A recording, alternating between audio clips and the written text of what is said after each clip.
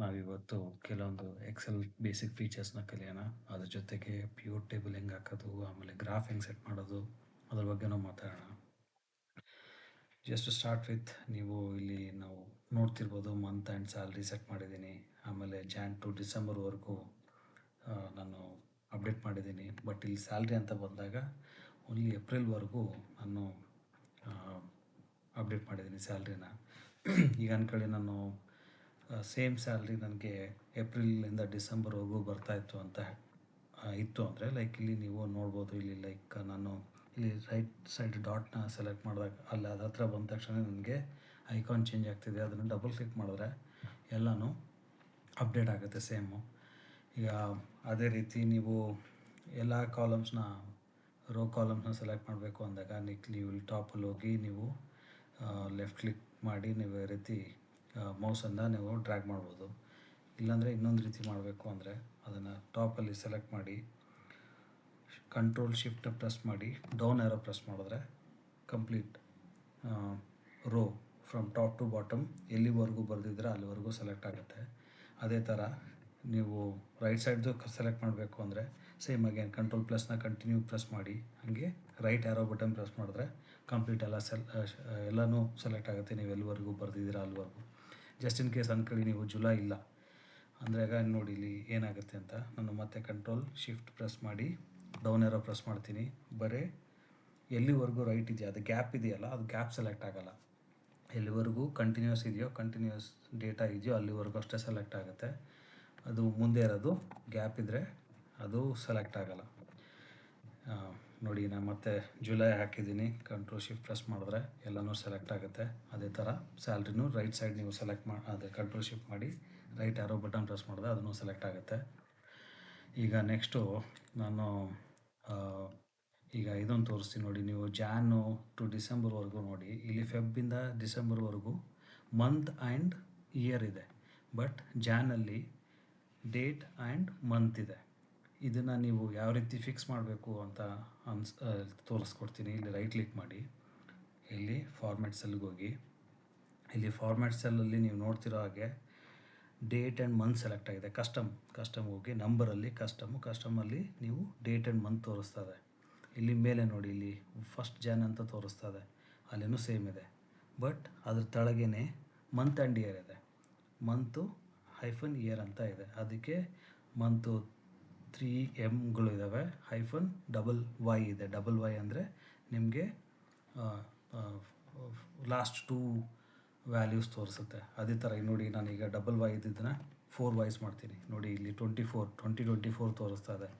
ಅದೇ ಥರ ಈಗ ನಾನು ನೋಡಿ $Y ಸೆಟ್ ಮಾಡಿದ್ರೆ ಈಗ 24 ತೋರಿಸ್ತದೆ. ಸಿಂಗಲ್ Y ತೋರಿಸಿದ್ರೆ ಸಿಂಗಲ್ M ತೋರಿಸಿದ್ರೆ ಮತ್ತು ಅದು M ಅಂತ ಅದು ಡೇಟ್ ತೋರಿಸುತ್ತೆ. Better you can use 3 Ms.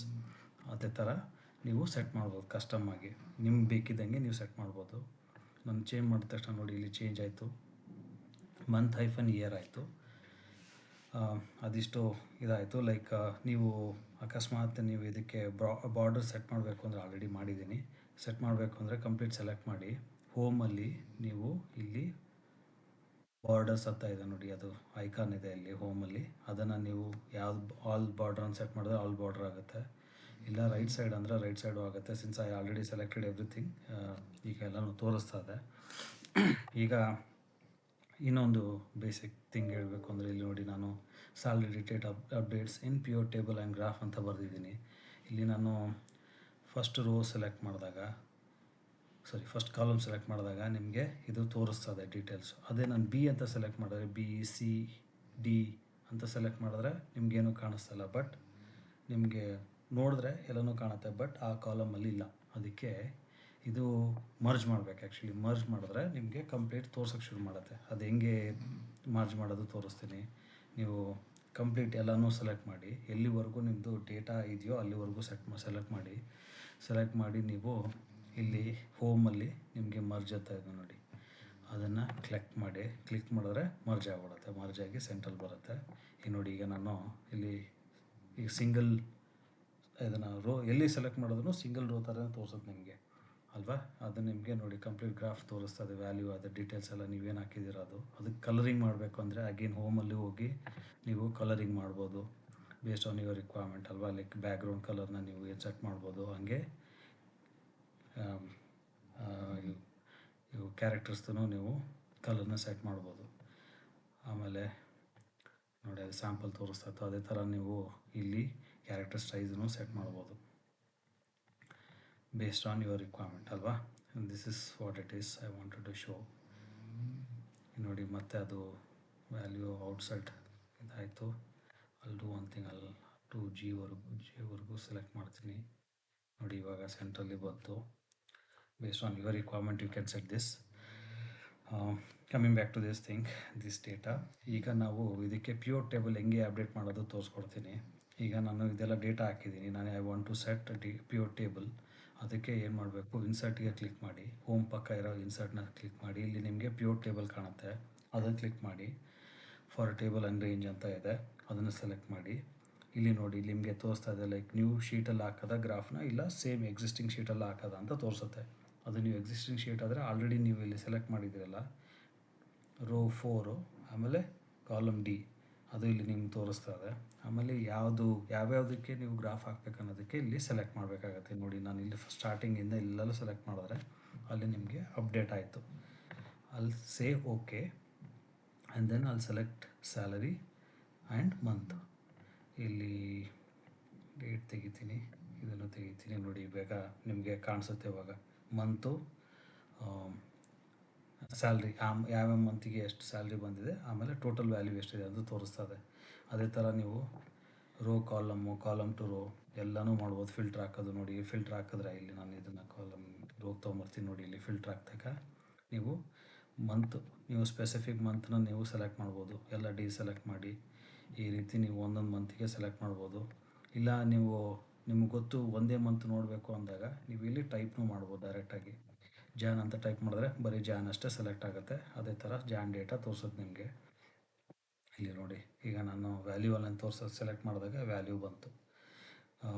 ಇದಿಷ್ಟು ಪ್ಯೂರ್ ಟೇಬಲ್ ಆಯಿತು. ಲೈಕ್ ಅಲ್ಲಿ select everything and you can see the data.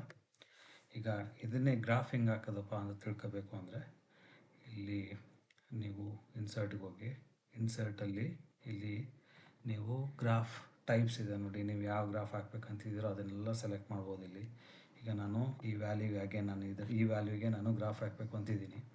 ನಾನು ಏನು ಮಾಡ್ತೀನಿ, ಆ ವ್ಯಾಲ್ಯೂನ ಕಂಪ್ಲೀಟ್ ಸೆಲೆಕ್ಟ್ ಮಾಡ್ತೀನಿ. ನೋಡಿ ಇಲ್ಲಿ ನಾನು ಆ ಗ್ರಾಫ್ ಮೇಲೆ ಮೂವ್ ಮಾಡಿದ ತಕ್ಷಣ ಆಟೋಮೆಟಿಕ್ಕಾಗಿ ಗ್ರಾಫ್ದು ನಿಮಗೆ 3D ವ್ಯೂ ಅದೆಲ್ಲ ತೋರಿಸ್ತದೆ. ನೋಡಿ ಗ್ರಾಫ್ ಎಲ್ಲ ಚೇಂಜಸ್ ಆಗುತ್ತೆ. ಅದೇ ಥರ ನೀವು ಸೆಲೆಕ್ಟ್ ಮಾಡ್ಬೋದು. ಬೇಡ ನನಗೆ ಈ ರೀತಿ ಬೇಡ, ಬೇರೆ ಫಾರ್ಮ್ಯಾಟ್ ಬೇಕು ಅಂದರೆ ಇಲ್ಲಿ ನೋಡಿ ನಾನು ಬೇರೆ ಫಾರ್ಮ್ಯಾಟೂ ಇದೆ, ಇದೆಲ್ಲ ಇದೆ. ಈ ರೀತಿ ನೀವು ಬೇರೆ ಫಾರ್ಮ್ಯಾಟ್ನು 3Dಯಲ್ಲೂ ಸೆಲೆಕ್ಟ್ ಮಾಡ್ಬೋದು. ಈಗ ನಾನು ಇದನ್ನು ಯಾವುದೋ ಒಂದು 3Dದು ಸೆಲೆಕ್ಟ್ ಮಾಡಿದ್ದೀನಿ. ಇದನ್ನು ಮೂವ್ ಮಾಡ್ತೀನಿ ಮೇಲೆ. ನೋಡಿ ಈಗ ತಳಗೆ ನಿಮಗೆ ಜಾನ್ ಟು ಡಿಸೆಂಬರ್ವರೆಗೂ ಬಂದಿದೆ, ಮೇಲೆ ನಿಮಗೆ ಸ್ಯಾಲ್ರಿ ವ್ಯಾಲ್ಯೂಸ್ ತೋರಿಸ್ತದೆ. ಈಗ ಅಂದ್ಕೊಳ್ಳಿ ನಾವು ಸ್ಯಾಲ್ರಿ ವ್ಯಾಲ್ಯೂ ಸ್ವಲ್ಪ ಚೇಂಜಸ್ ಮಾಡಬೇಕಾಗಿತ್ತು, ಇಲ್ಲ ನಾನು ಜೂನಲ್ಲಿ ಸ್ವಲ್ಪ ಜಾಸ್ತಿ ಬಂದಿದೆ ಸ್ಯಾಲ್ರಿ ಅದು ತೋರಿಸ್ಬೇಕು ಅಂತಿದೆ. ಆವಾಗ ನಾನು ಇದನ್ನು 6 ಮಾಡ್ತೀನಿ. ಇಲ್ಲಿ ನೋಡಿ ಗ್ರಾಫಲ್ಲಿ ಅದೇ ಥರ ಚೇಂಜಸ್ ಆಯಿತು, ಗ್ರಾಫ್ ವ್ಯಾಲ್ಯೂನೂ ಚೇಂಜ್ ಆಯಿತು. ಅದೇ ಥರ ಈಗ ಅಂದ್ಕೊಳ್ಳಿ ಆಗಸ್ಟಲ್ಲಿ ನಿಮಗೆ ಬೇರೆ ವ್ಯಾಲ್ಯೂ ಬಂದಿದೆ, ಅದಕ್ಕೆ ನೀವು ಸ್ವಲ್ಪ ವ್ಯಾಲ್ಯೂ ಚೇಂಜ್ ಮಾಡ್ತೀನಿ. ನೋಡಿ ನಿಮಗೆ ಗ್ರಾಫ್ ಇಲ್ಲಿ ಲೆಫ್ಟ್ ಸೈಡಲ್ಲಿ ನಿಮಗೆ ಗ್ರಾಫ್ ವ್ಯಾಲ್ಯೂನೂ ಚೇಂಜ್ ಆಗ್ತಿದೆ, ಆಮೇಲೆ ಗ್ರಾಫು ಸ್ಟ್ರಕ್ಚರು ಚೇಂಜ್ ಆಗ್ತಿದೆ based on the update what you are doing. ಈಗ ನೀವು ಅಕಸ್ಮಾತ್ ಯಾವುದೊಂದು ರಿಕ್ವೈರ್ಮೆಂಟ್ ಬಂತು, ಇದು ಸ್ಪೆಸಿಫಿಕ್ ಗ್ರಾಫ್ನ ನೀವು ಬರೀ ಕಾಪಿ ಮಾಡಿ ಇಮೇಲಲ್ಲಿ ಹಾಕಬೇಕು ಅಂತಿದ್ದಾಗ ನೀವು ಕಂಟ್ರೋಲ್-C ಮಾಡಿ ಇದು ಕಾಪಿ ಮಾಡಿ. ನಾನು ಇಲ್ಲಿ ಜಸ್ಟ್ ಎಕ್ಸೆಲಲ್ಲಿ ತೋರಿಸ್ತೀನಿ ಹೆಂಗಾಗತ್ತೆ ಅಂತ. ನಾನು ಇನ್ನೊಂದು ಎಕ್ಸೆಲ್ ಓಪನ್ ಮಾಡ್ತಾ ಇದ್ದೀನಿ. ನೋಡಿ ನಾನು ಇಲ್ಲೊಂದು ನ್ಯೂ ಪ್ಲೇನ್ ಎಕ್ಸೆಲ್ ಓಪನ್ ಮಾಡ್ತೀನಿ. ಇಲ್ಲಿ ಪೇಸ್ಟ್ ಮಾಡ್ಬೋದಾ ನೋಡಿ, ಪೇಸ್ಟ್ ಮಾಡ್ಬೋದು ನೀವು ಡೈರೆಕ್ಟಾಗಿ. ಆಮೇಲೆ ನೀವು ಅಕಸ್ಮಾತ್ ಇಮೇಲಲ್ಲಿ ಹಾಕಬೇಕು ಅಂದರೆ ಇದನ್ನು ಡೈರೆಕ್ಟಾಗಿ ಕಾಪಿ ಪೇಸ್ಟು ಮಾಡ್ಬೋದು ಗ್ರಾಫ್ ಅಷ್ಟೇ. ಅದೇ ಥರ ಪ್ಯೂರ್ ಟೇಬಲ್ಲು ಮಾಡ್ಬೋದು ನೀವು. ಆಮೇಲೆ ಇನ್ನೊಂದು ಅಬ್ಸರ್ವ್ ಮಾಡಿದ್ದೀರಾ, ಲೈಕ್ ಇಲ್ಲಿ ವ್ಯಾಲ್ಯೂಸ್ ನೀವು ನೋಡ್ದಂಗೆ ಇಲ್ಲಿ ಯಾವುದೂ ಅಪ್ಡೇಟ್ ಆಗಿಲ್ಲ. ಇದನ್ನು ಅಪ್ಡೇಟ್ ಮಾಡಬೇಕು ಅಂದರೆ ರೈಟ್ ಕ್ಲಿಕ್ ಮಾಡಿ ರಿಫ್ರೆಶ್ ಮಾಡಿ. ಇಲ್ಲಿ ನೋಡಿ ಇಲ್ಲೆಲ್ಲ ಚೇಂಜಸ್ಸು ಇಲ್ಲಿ ಅಪ್ಡೇಟ್ ಆಯಿತು. ಪ್ಯೂರ್ ಟೇಬಲ್ ಅದೇ ಥರ ನೀವು ಮತ್ತೆ ಇನ್ನೊಂದು ಸರಿ ಹಾಕ್ಬೇಕಂತೇನಿಲ್ಲ, you just select the pure table and say refresh. ಅದು ಅಪ್ಡೇಟ್ ಆಗ್ಬಿಡುತ್ತೆ ಅದೇ ಥರ. Yeah that's it for this video. ನಿಮಗೆ ವಿಡಿಯೋ ಇಷ್ಟ ಆದಲ್ಲಿ ಲೈಕ್ ಮಾಡಿ, ಶೇರ್ ಮಾಡಿ, ಸಬ್ಸ್ಕ್ರೈಬ್ ಮಾಡಿ. Thank you for watching.